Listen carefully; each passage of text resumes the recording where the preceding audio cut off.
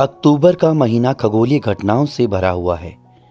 अभी कुछ दिन पहले ही यानी 14 अक्टूबर को सूर्य ग्रहण लगा था।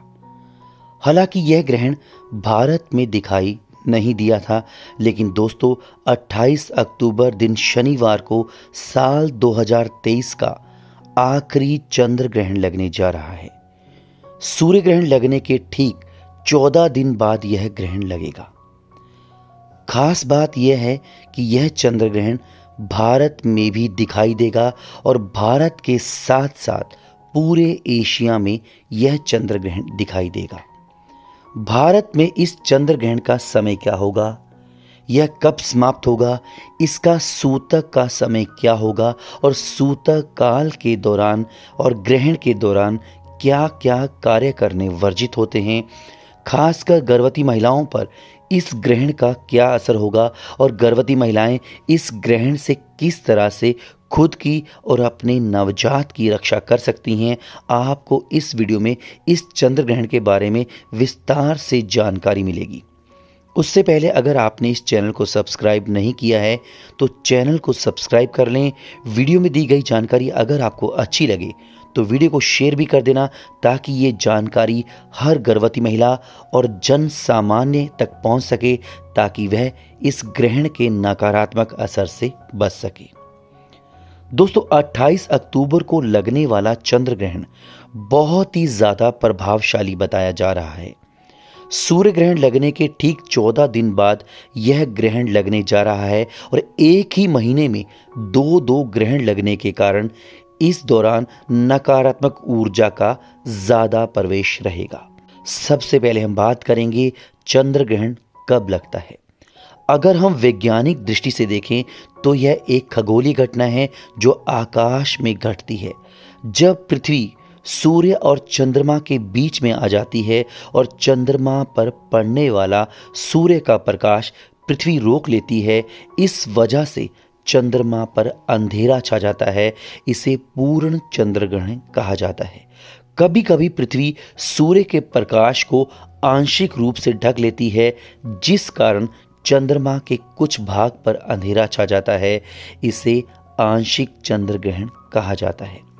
चंद्र ग्रहण वाले दिन पूर्णिमा होती है, यानी केवल पूर्णिमा को ही चंद्र ग्रहण लगता है। ऐसा जरूरी नहीं है कि हर पूर्णिमा को चंद्र ग्रहण लगे, लेकिन यह जो चंद्र ग्रहण होता है ये केवल पूर्णिमा की रात को ही लगता है। दोस्तों अब हम बात करेंगे चंद्र ग्रहण भारत में कब लगेगा, इसका समय क्या होगा। दोस्तों साल 2023 को 28 अक्टूबर यानी शनिवार को चंद्र ग्रहण मध्य रात्रि 1:06 से शुरू होगा और रात्रि 2:22 पर खत्म होगा। चंद्र ग्रहण की कुल अवधि 1 घंटा 16 मिनट रहेगी। साल 2023 में लगने वाला चंद्र ग्रहण का सूतक काल दोपहर 3:15 से शुरू हो जाएगा और ग्रहण तक जारी रहेगा, यानी 2:22 तक सूतक काल समाप्त होगा। दोस्तों सूतक काल ग्रहण लगने से 9 घंटे पहले शुरू हो जाता है और इस समय को सूतक काल कहा जाता है।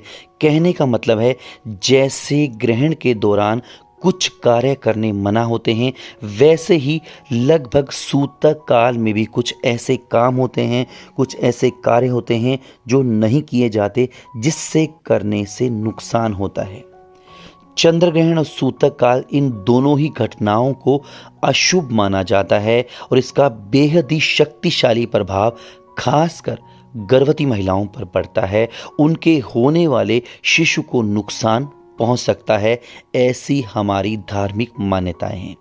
इस समय नकारात्मक ऊर्जा, असुरी ताकतें, अशुभ करने वाली ऊर्जा काफ़ी ज़्यादा होती है, काफ़ी ज़्यादा एक्टिव होती है, जो मनुष्य के जीवन में प्रत्यक्ष या अप्रत्यक्ष रूप में जरूर प्रभाव डालती है।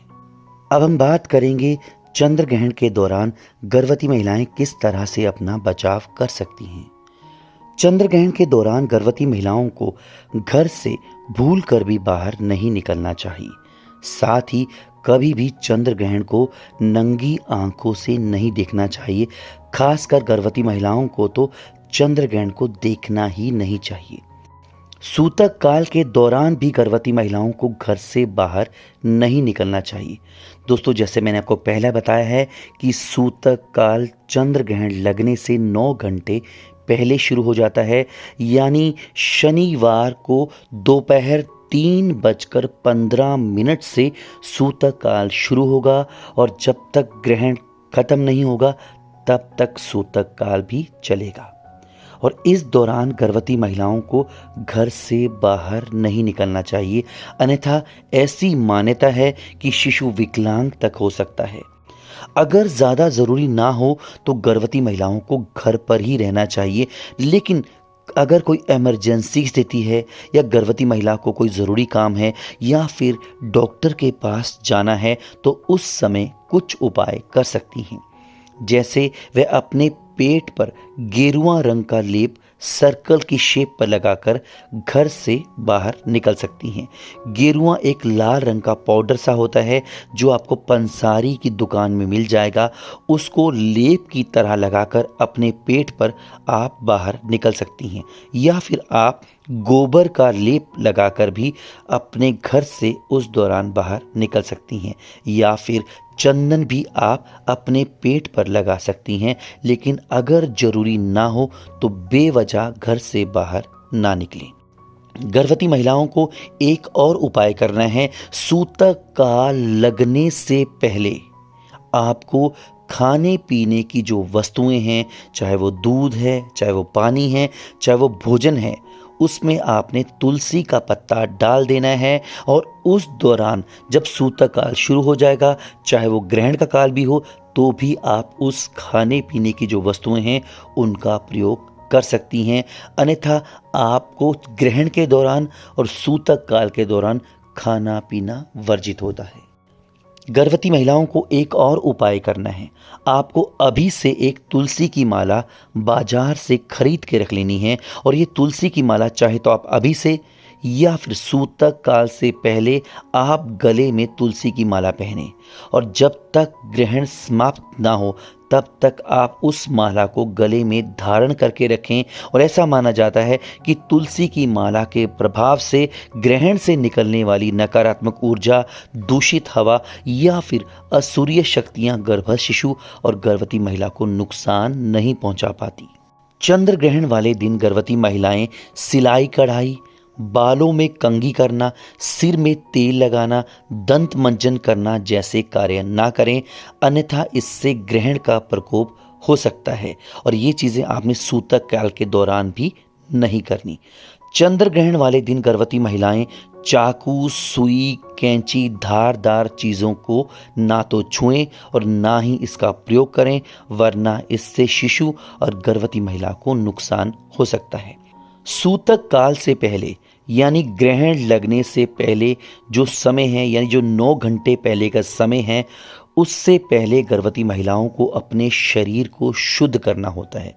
शुद्ध करने का सीधा मतलब है कि आपको स्नान अवश्य करना है, और ग्रहण खत्म होने के बाद भी गर्भवती महिलाओं को स्नान अवश्य करना है। हालांकि ग्रहण रात को 2 बजे के करीब खत्म होगा, तो उस दौरान आपको स्नान करने की आवश्यकता नहीं है, आप सुबह स्नान कर सकती हैं। यानी ग्रहण खत्म होने के बाद गर्भवती महिलाओं को स्नान अवश्य करना है, और कोशिश करनी है कि ग्रहण के वक्त जो आपने कपड़े पहने हुए थे आपने उन कपड़ों सहित स्नान करना है, क्योंकि ग्रहण के दौरान निकलने वाली नकारात्मक ऊर्जा से आपके कपड़े भी अछूत हो जाते हैं, इसलिए आपको कपड़ों सहित स्नान करना है। और सूतक काल लगने से पहले भी गर्भवती महिलाओं को अपने घर पर, खुद पर, अपने परिवार पर गंगा जल का छिड़काव करना है। और ग्रहण के दौरान पूजा पाठ नहीं किया जाता, तो ऐसे में गर्भवती महिलाओं को ग्रहण के नकारात्मक प्रभाव से बचने के लिए तुलसी का पत्ता मुंह पर रखकर हनुमान चालीसा, दुर्गा स्तुति या महामृत्युंजय का पाठ मानसिक रूप से करना है, यानी बोल कर नहीं करना, केवल मानसिक जप करना है। इससे गर्भस्थ शिशु के शारीरिक और मानसिक स्वास्थ्य पर काफ़ी अच्छा असर पड़ता है और शिशु बेहद ही तेजस्वी और बुद्धिमान पैदा होता है। और ऐसा भी माना जाता है जब ग्रहण लगता है उस अवधि के दौरान चाहे वो 2 घंटे हो या 3 घंटे हो, उस वक्त नहीं सोना चाहिए। लेकिन गर्भवती महिलाएं उस दौरान एक छोटा सा उपाय करके ग्रहण के दौरान सो सकती हैं। यानी ग्रहण के दौरान गर्भवती महिलाएं अपने तकिए के पास एक सूखा नारियल रख सकती हैं। उस दौरान अगर आप सूखा नारियल रखती हैं तो आप आसानी से अच्छी नींद ले सकती हैं, पूर्ण रूप से सो सकती हैं।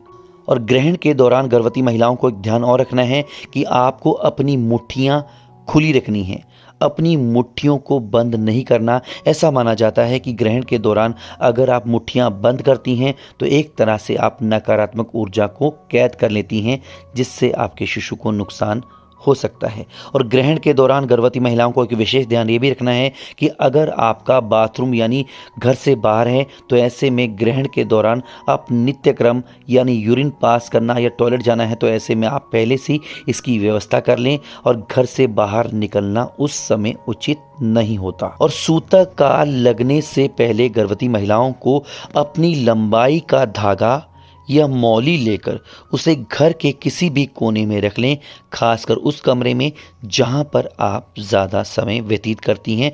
इससे आपको पॉजिटिविटी आएगी। दोस्तों, वैसे तो जो बातें मैंने आपको इस वीडियो में बताई हैं, विज्ञान इन चीज़ों को नहीं मानता, वह इसको केवल एक खगोलीय घटना मानता है।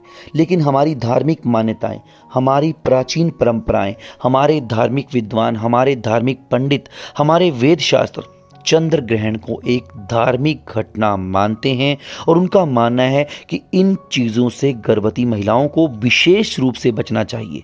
बाकी चीज़ों को मानना या ना मानना आपके ऊपर डिपेंड करता है। हालांकि अगर आप इन चीज़ों को नहीं भी मानते तो भी कुछ समय के लिए इन चीज़ों को फॉलो करने में हर्ज ही क्या है। तो उम्मीद करता हूँ वीडियो आपको अच्छी लगी होगी। वीडियो देखने के लिए बहुत बहुत धन्यवाद, शुक्रिया।